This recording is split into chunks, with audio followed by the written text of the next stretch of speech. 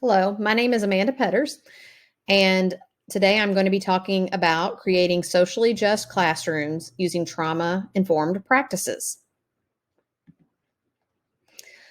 The theme of the conference is adapting research to changing conditions and environments.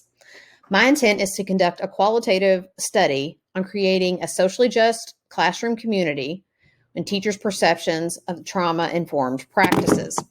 I have a few bullet points here that I'm going to be addressing throughout the study that I feel are important because during this time of a global pandemic, it's causing students to miss a year of in-person instructions while simultaneously experiencing civil unrest in our city, resulting from generations of systemic racism. Teachers can expect the trauma exposure of students returning to in-person learning to be at an all-time high. Administrators need to prepare teachers to effectively respond to the students' social and emotional needs before the instructional shortfalls can even be addressed. The purpose of the study. The purpose of this hermeneutic phenomenological study will be to discover the most effective strategies or responses to the trauma-exposed students by establishing social just classrooms in an urban setting. My initial research questions are, what factors do social injustice play in the classroom that could contribute to or trigger students' trauma exposure? What do teachers perceive as a socially just community? And how useful are social emotional programs like PBIS, which is the positive behavior interventions and supports, and RP, or restorative practices, in supporting the success of trauma-exposed students? Literature review.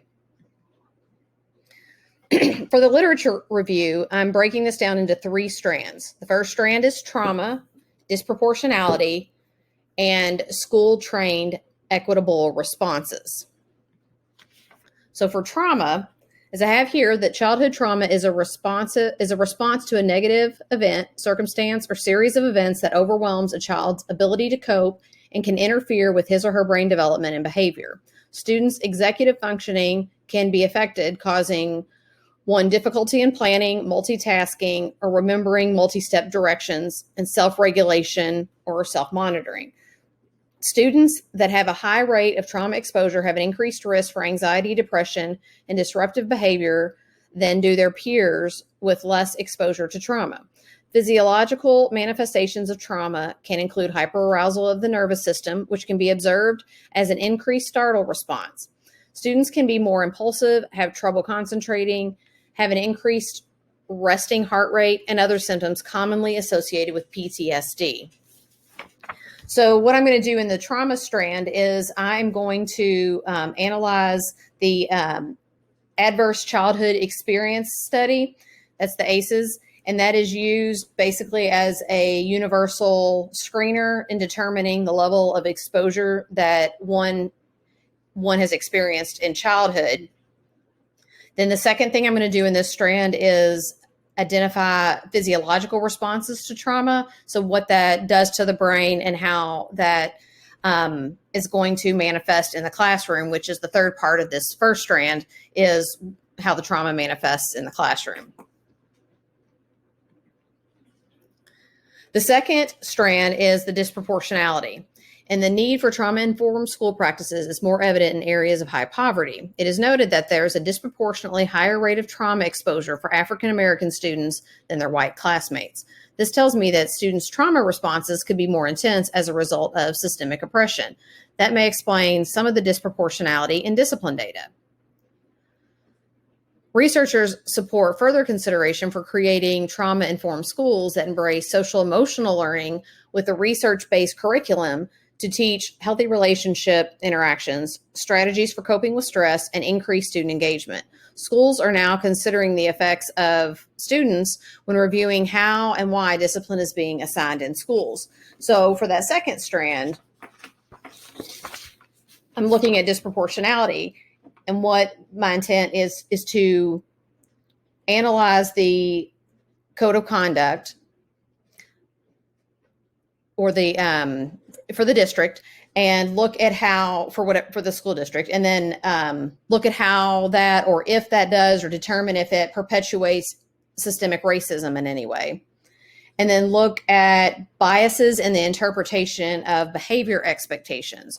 So looking at, yes, students may have broken a school rule, but are those school rules oppressive in any way?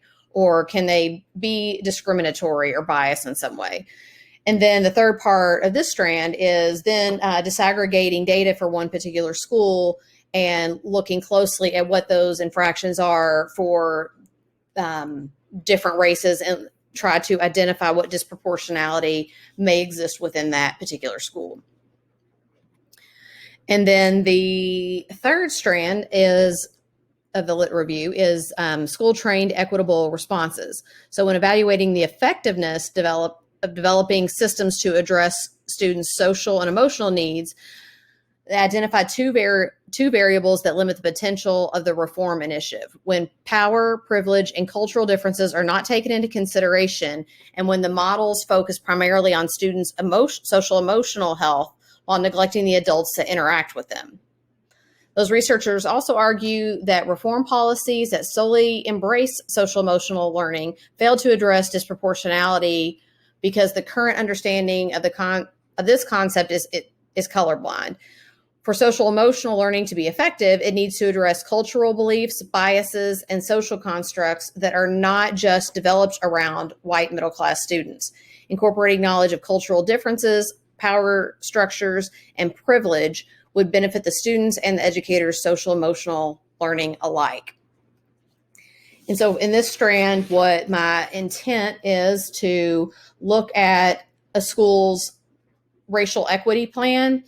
This would be the same school and the other strand that I was looking at the data, disaggregating the data.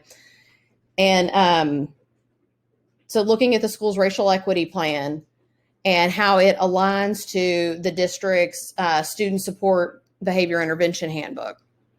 And then also look at social emotional training, in particular trauma-informed care and how that is taught currently at that school, restorative practices and how that's used, and PBIS, or the positive behavior intervention support. So proposed methodology.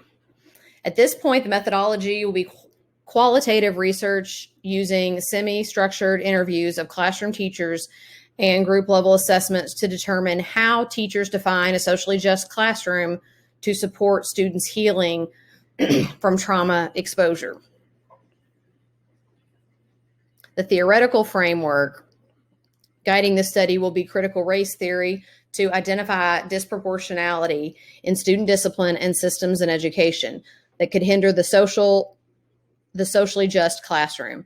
Determine how an individual school's current racial equity plan aligns with the district's student support behavior intervention handbook in the way that it responds to students' maladaptive behaviors.